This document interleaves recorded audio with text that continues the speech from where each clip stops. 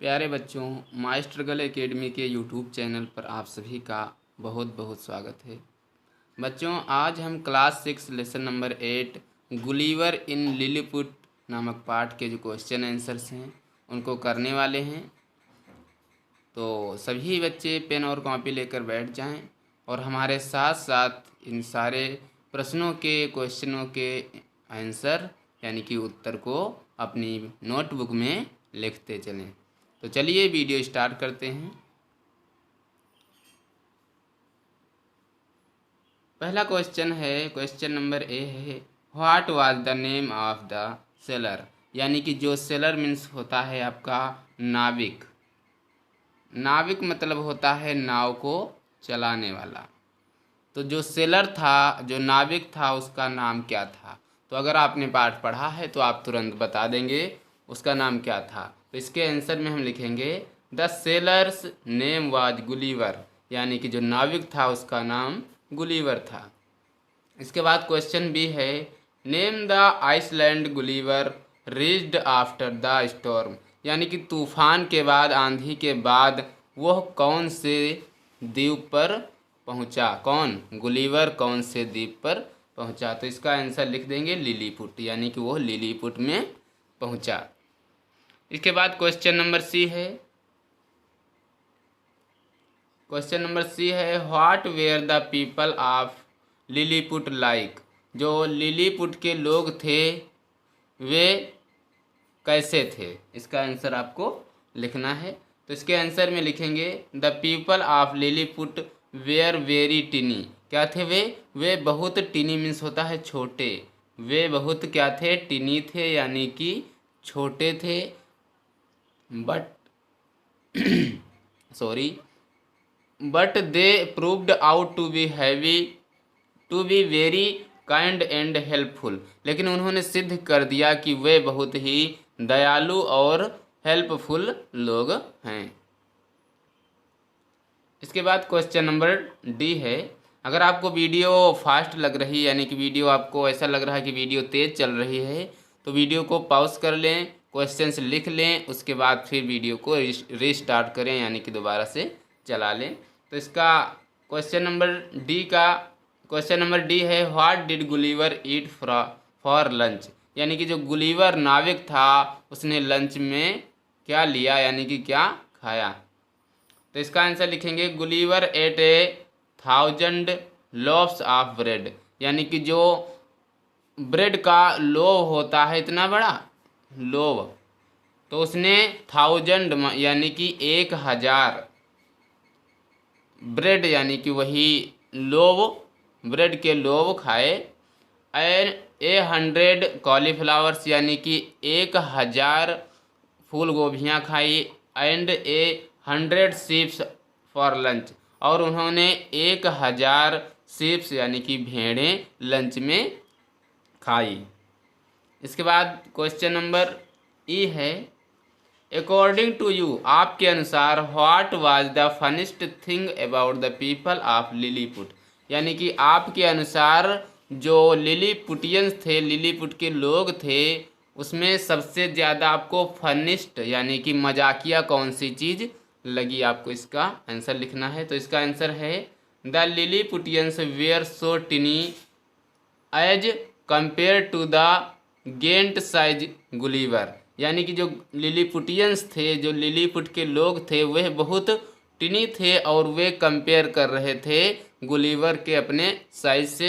Eight फिर भी they thought that their thread like rope could hold Gulliver for long. यानी कि फिर भी वे क्या करते थे, यद्यपि वे सोचते थे कि thread like ropes could hold Gulliver for, यानी कि जो उनके रस्से थे वो धागे के समान रस्से थे, वे फिर भी सोच रहे थे कि वे उसे इस धागे के समान रस्से से उन्हें बांध पाएंगे। किसे? गुलिवर को। यानी कि उनके जो रस्से थे वे बहुत ही पतले पतले यानी कि धागे के समान लग रहे थे।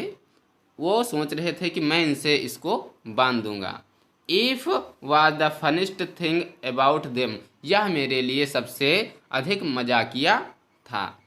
इसके बाद इसके बाद आता है question number 2, correct the following sentences and rewrite them. क्या करना है, ये जो सेंटेंस दिए गए हैं इनको करेक्ट करके लिख लेना है। आपको अपनी किताब पर भी लिख लेना है या फिर आप अपने नोटबुक में भी लिख सकते हैं। तो पहला है गुलिवर वाज ए पायलट। क्या गुलिवर पायलट था, यानी कि गुलिवर पायलट था? तो नहीं, गुलिवर क्या था, पायलट नहीं था, वो सेलर था, नाविक था। तो इसका आंसर सही से लिखेंगे कि Gulliver was a seller. Gulliver क्या था, नाविक था। इस प्रकार से इसका आंसर लिखेंगे। बी है Gulliver tied the tiny peoples. गुलिवर ने टिनी लोगों को बांधा? नहीं, गुलिवर ने टिनी लोगों को नहीं बांधा, बल्कि टिनी लोगों ने गुलिवर को बांधा। तो इसका आंसर लिखेंगे the tiny people tied Gulliver. इस प्रकार से इसका सही सेंटेंस करेंगे। इसके बाद क्वेश्चन सी है the tiny people were not helpful. जो टिनी यानी कि जो छोटे लोग थे वे हेल्पफुल नहीं थे, नहीं, वे बहुत ज़्यादा हेल्पफुल थे। तो इसका आंसर लिखेंगे दे टिनी पीपल वेरी हेल्पफुल, यानी वेयर हेल्पफुल, वे बहुत ही हेल्पफुल थे। इसके बाद डी वाला है the king made a boat for Gulliver. जो राजा था उसने गुलिवर के लिए नाव बनाई? नहीं, राजा ने गुलिवर के लिए नाव नहीं बनाई, बल्कि जो छोटे लोग थे, जो टिनी लोग थे, उन्होंने गुलिवर के लिए नाव बनाई। तो इसके आंसर में लिखेंगे the tiny people made a boat for Gulliver. जो छोटे लोग थे उन्होंने गुलिवर के लिए नाव बनाई। इसके बाद आता है अगला वर्ड पावर। देखो इसको कैसे करना है। Word having the same pronunciation but different meaning are called homophones. यानी कि जो सेम प्रोनाउंसिएशन होते हैं लेकिन क्या होता है, उनका जो मीनिंग अर्थ होता है वो डिफरेंट होता है, उन्हें हम क्या बोलते हैं, होमोफोन्स बोलते हैं। Use the following homophones in sentence for of your own to bring out the difference in meaning. जो अलग प्रकार के साउंड रखते हैं उनको आपको लिखना है और एक वाक्य प्रयोग करना है। देखो कैसे करेंगे। जैसे यहाँ पे लिखा है एट, ए भी एट लिखा हुआ है, ए भी एट लिखा हुआ है। तो देखो इस एट का मतलब होता है 8, क्या होता है 8, और इस एट का मतलब होता है खाना। इस एट का मतलब होता है खाना। तो देखो जो साउंड है वो एक जैसे निकल रहा है, लेकिन अर्थ क्या है, मीनिंग क्या है, इनका दोनों का अलग अलग है। ए भी एट लिखा हुआ है, ए भी एट लिखा हुआ है, तो इनका क्या है, मीनिंग दोनों का अलग अलग है, लेकिन जो उच्चारण हो रहा है, जो साउंड निकल रहा है वो सेम निकल रहा है। तो अब इसका हम क्या करेंगे, एक वाक्य प्रयोग करेंगे। देखो कैसे। I bought 8 bananas from the grocer. मैंने ग्रोसर से 8 बनाना यानी कि केले खरीदे। तो इस 8 का मतलब हो गया 8। इसके बाद दूसरा देखो, सी 8 पोर्डेज विद कर्ड इन लंच, यानी कि उसने लंच में क्या खाया, दलिया। तो इस 8 का मतलब हो गया खाना। तो इस प्रकार से हम वाक्य प्रयोग करेंगे। इसी प्रकार से टेल, इस टेल का मतलब होता है पूंछ और इस टेल का मतलब होता है कहानी। तो इस प्रकार से आपको इस तरह से इसका सेंटेंस बना देना है, एक वाक्य प्रयोग कर देना। इसके बाद आता है नो। इस नो का मतलब होता है जानना और इस नो का मतलब होता है नहीं। तो I know the rule of this game. मैं इस गेम के यानी कि मैं इस खेल के सारे रूल क्या करता हूँ, जानता हूँ। तो इस नो का मतलब क्या हो गया, जानना हो गया। इस नो का मतलब क्या हुआ, जानना। इसके बाद there was no one to receive the quest. इस प्रकार से इस नो का मतलब होता है नहीं। इसके बाद देखो ये लिखा है होल, ए भी है होल। देखो साउंड एक जैसा निकल रहा है लेकिन अर्थ दोनों का अलग अलग है। इस होल का मतलब होता है संपूर्ण यानी कि पूरा। इस होल का मतलब होता है होल यानी कि बड़ा सा होल, जिसे छेद बोल सकते हो, छेद। जैसे the whole tribe went their knees of respects. इस प्रकार से हम इसका क्या बनाएंगे, उच्चारण यानी कि इसका हम वाक्य प्रयोग करेंगे। There is hole in Akshay T shirt, यानी कि अक्षय के जो टी शर्ट है उसमें एक होल है यानी कि छेद है। इसके बाद राइट, देखो ये भी लिखा है राइट, ये भी लिखा है, लेकिन दोनों का मीनिंग भी अलग है। उच्चारण क्या है, उच्चारण सेम है लेकिन जो अर्थ है वो भी अलग अलग है। देखो इस राइट का मतलब होता है लिखना, इस राइट का मतलब होता है सही। इस प्रकार से इसका हम वाक्य प्रयोग कर लेंगे। इसके बाद सी, इस सी का मतलब होता है देखना और इस सी का मतलब होता है समुद्र। इस प्रकार से इसका भी हम एक वाक्य इस प्रकार से बना लेंगे। इसके बाद लैंग्वेज प्रैक्टिस की तरफ बढ़ते हैं। लैंग्वेज प्रैक्टिस में है frame questions from the statements using what, when, why and where one is done for you. यानी कि ये जो व्हाट है, व्हेन है और व्हाई एंड वेयर, इनको क्या करना है, मिला करके एक समझ लो इंट्रोगेटिव सेंटेंस बनाना है। देखो ये आपको दिए गए हैं।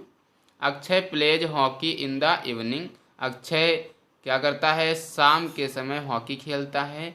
तो यहाँ पे हम जब क्वेश्चन वर्ड इसका बनाएंगे यानी कि प्रश्नवाचक वाक्य बनाएंगे तो बनाएंगे when does Akshay play hockey, जो अक्षय है वह हॉकी कब खेलता है। तो देखो क्वेश्चन मार्क क्वेश्चन वर्ड बन गया कि नहीं बन गया। Salu's box in her bag, यानी कि जो सालू की बॉक्स है वो उसके बैग के अंदर है। तो इसके बाद इसका जब हम क्वेश्चन वर्ड बनाएंगे तो कैसे बनाएंगे कि सालू का बॉक्स कहाँ है। देखो वेयर इज सालूज बॉक्स, इस प्रकार से हम इन सभी का क्या करेंगे, इंट्रोगेटिव बना लेंगे। ये पॉजिटिव वर्ड लिखे हुए हैं, इधर हमें इंट्रोगेटिव वर्ड बनाना है। आप अपने किताब पर भी इसे भर सकते हो और अपनी नोटबुक में भी लिख सकते हो। इसके बाद देखो read the following passage and answer the given question, यानी कि जो पैसेज दिया गया है इसको पढ़ना है। क्या करना है, इसको पढ़ना है, उसके बाद इसके आंसर्स को लिखना है। देखो कैसे लिखेंगे, there was a parrot name Mitthu, जो तोता था उसका नाम मिट्ठू था। Mitthu love to eat green chillies, यानी कि जो मिट्ठू था तोता था वह ग्रीन चिली यानी कि हरी मिर्च खाना पसंद करता था। इट लव टू फ्लाई, और वह उड़ना पसंद करता था। It had beautiful green feather and red picks, और उसके यानी कि उसकी चोंच जो थी वो कैसी थी, वो लाल थी, और उसका जो फीदर था वो ग्रीन था। अब चलो इसके आंसर करते हैं। ये रहे इसका क्वेश्चन कि what was the name of the parrot, parrot का नाम यानी कि तोते का नाम क्या था। तो अभी हमने बताया तोते का नाम था मिट्ठू, तो इसका आंसर लिखेंगे इट्स नेम वाज मिट्ठू। इसके बाद क्वेश्चन नंबर 2 है, क्वेश्चन नंबर 2 है what did it love to eat, जो तोता था मिट्ठू था वह क्या खाना पसंद करता था। तो it love to eat green chillies, वह हरी मिर्च खाना पसंद करता था। क्वेश्चन तीसरा है what was the colours of its beak, जो उसकी चोंच थी, उसका बीक मीन्स होता है चोंच, तो उसकी जो चोंच थी वो कैसी थी, तो रेड कलर, यानी कि उसकी जो चोंच थी वो लाल कलर की, लाल रंग की थी। इसके बाद देखो एक्टिविटीज में करना है कि making a cup of T, यानी कि जो चाय पीते हो ना, तो एक कप टी चाय आपको कैसे बनाना है ये आपको करना है। देखो कैसे, complete the composition with the help of the words given in the box. क्या करना है, ये जो वर्ड दिए गए हैं बॉक्स में इनसे आपको एक समझ लो पैराग्राफ पैसेज बनाना है और इनका यूज करके चाय कैसे बनाते हैं ये आपको लिखना है। देखो कैसे, ए पोर वाटर इन आ केटल, यानी कि हम पानी लेते हैं। Place the kettle on the stove, और जो केटल है यानी कि केतली है उसको हम स्टोव पर रखते हैं। व्हेन द वाटर बॉयल्स, और हम पानी को क्या करते हैं उबालते हैं। तो इस प्रकार से देखो बॉयल्स हो गया, वाटर का भी यूज हो गया और किसका हो गया, हाँ स्टोव का यूज हो गया। इस प्रकार से इसका हम यूज करके क्या बनाएंगे, इस प्रकार से चाय कैसे बनाते हैं लिखेंगे। Add tea leaves to it, और जो टी की पत्तियां हैं यानी कि जो चाय की पत्तियां हैं उस उबले हुए पानी में डालते हैं। नाउ ऐड मिल्क, और तब हम क्या करते हैं, मिल्क ऐड करते हैं, दूध डालते हैं उसमें। एंड लेट इट बॉयल, और तब इसे क्या करते हैं, उबाल देते हैं, उबालते हैं। ऐड शुगर, और उसके बाद क्या करते हैं, चीनी डालते हैं। And boil for few more minutes, और तब इसे हम थोड़े समय के लिए क्या करते हैं, उबालते हैं। Now it tea is ready to serve, तब हमारी चाय क्या होती है, रेडी हो जाती है पीने के लिए। Take a strainer and pour the tea into the cup, now enjoy the sip. इस प्रकार से हम एक सेंटेंस बना लेते हैं। अगर आपको वीडियो अच्छा लगा है तो चैनल को सब्सक्राइब कर लें, क्योंकि सब्सक्राइब करने से क्या होगा, जब भी हम कोई वीडियो डालेंगे तो आपको तुरंत पता चल जाएगा।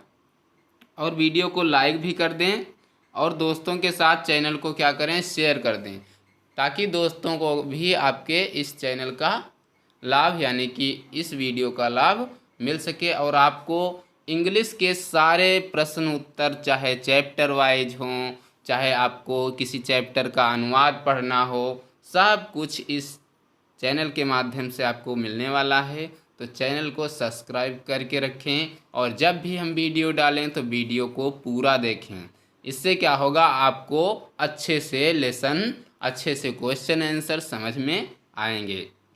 और अगर आप हमसे कुछ पूछना चाहते हैं तो ये रहा हमारा व्हाट्सएप नंबर, इस पर आप चैट कर सकते हैं और हमसे कुछ भी, यानी कि अगर आपको किसी लेसन के बारे में कुछ समझ नहीं आ रहा है, क्वेश्चन आंसर समझ में नहीं आ रहे हैं, तो आप हमें इस नंबर पर संपर्क कर सकते हैं। सिर्फ आपको चैट करनी है, कॉल नहीं करनी है।